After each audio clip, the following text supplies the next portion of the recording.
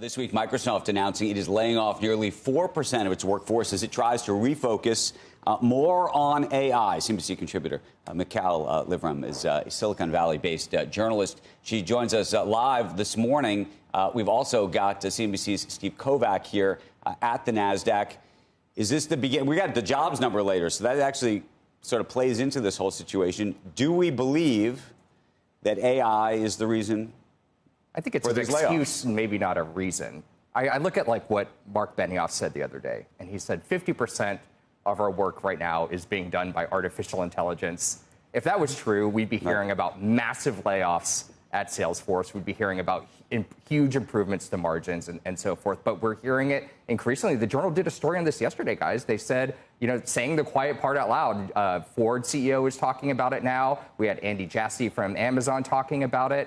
Those Microsoft layoffs, though, yesterday, no word of AI. They did talk about efficiencies and things like that, leveraging technology, presumably AI, but it was mostly just getting rid of middle managers. AI can't replace that. Michal, what do you think?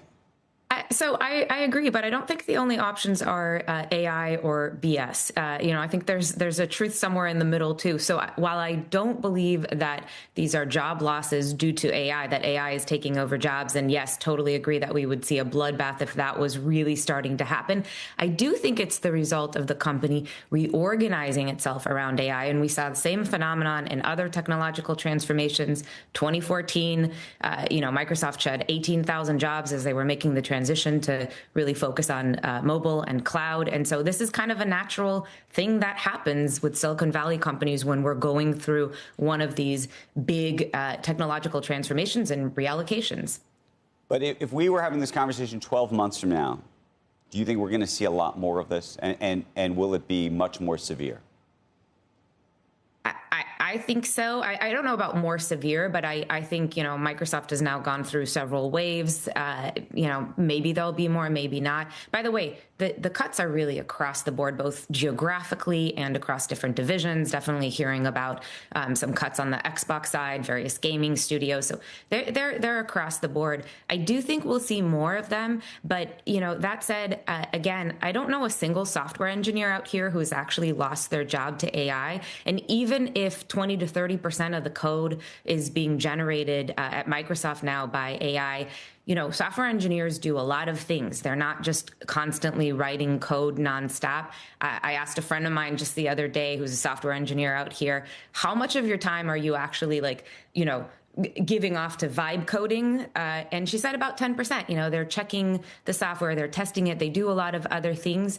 So I do think that there's going to be a lot more, in other companies as well. I don't know about Microsoft, more of this restructuring and reprioritization, but not a huge loss of jobs due to AI anytime soon. It seems like it would be a good time for a lot of the other Mag 7 names or big cap tech names outside of Meta to examine that year of efficiency. Right. Meta really gained a lot in terms of stock market value because of the year of efficiency. And with AI kicking in, the ability to reap those efficiencies much easier, I would imagine. We hear about that all the time, but we just don't see the evidence of it yet. I mean, there's so many anecdotal stories when I talk to CTOs at companies and I say, are you guys using AI? Did you buy a Copilot license and so forth? And so many people say, yeah, we're testing it, but it's too expensive. It doesn't do enough. We see some moderate gains in productivity. It's not really fulfilling that promise that we heard of. But let's extrapolate this a little bit, because I was talking to, I can't really say who it was, but I was talking to someone who works in HR at one of these big tech companies. Yep. They are already talking about a universe, not in the not too distant future, where your boss is an AI agent. And they're already talking about within this company planning for a world where you're literally reporting to an artificial intelligence agent. What does that look like? How do you handle human resources? How do you manage people like that?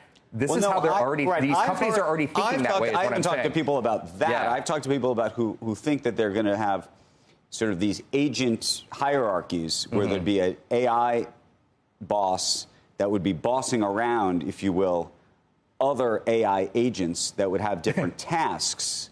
If you were to think of sort of a various hierarchy, one might be responsible for, if you were a reporter, one might be a reporter, and they might have an editor or a producer, or in this universe. Why couldn't you make an AI agent that does it all? Yeah, why can't it do it all? Why is there have to be layers of agents and AI bureaucracy?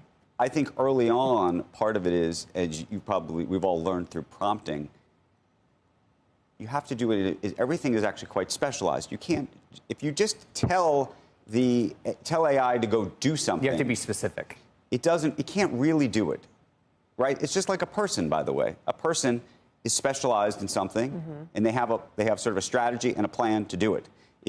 It's not like it becomes an all-seeing robot, I don't think. And to your point, that's why we're not seeing huge layoffs, because it can't take those jobs yet. Michal, what do you think about that? Do you think we're all going to be have an AI boss soon? No, I don't. Not at all. I think we will have an AI, helper, an AI assistant. I think that makes a lot more sense to me. By the way, there's a company out here called Latticeworks. They're in the HR space, and they actually launched a product a while back that was onboarding AI agents. And there was such a backlash, they decided to pull the product. They're heavy into AI and using AI for all sorts of HR, practices, functions. But that one didn't go over well. I think as a culture, corporate cultures, even on the startup level, like not quite ready for that. But yes, we'll have more and more of AI. A lot of experimentation going on right now, not a lot of use cases that are really proving themselves quite yet. But I do think we'll continue to see people working hand in hand. Vibe coding is real. I mean, engineers are leaning on it, and I think it's going to get better and better, and it's going to have more and more use cases. But I absolutely don't think that we're going to be, getting like 360 performance reviews from an AI bot anytime soon. Probably never.